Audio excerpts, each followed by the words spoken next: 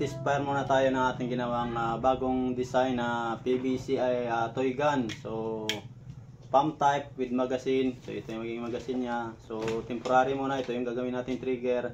Then lalagyan pa natin dito ng hawakan, yung barrel ba. Yun, so ganyan siya. Tapos lagyan natin dito ng cover para matakpan to, para magiging parang totoong barrel siya pag tiningnan mo. So test fire muna tayo, pump. Ayan, so ito muna temporary. Trigger natin. Yun. Lakas. Then again.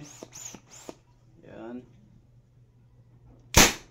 So kulang na lang nito dito yung hawakan. So ganyan niya. Magiging ganyan yung labas niya. So meron din tayo dito sa likod, butane type. So, tapos na yan. Tapos ito spare again. Yun.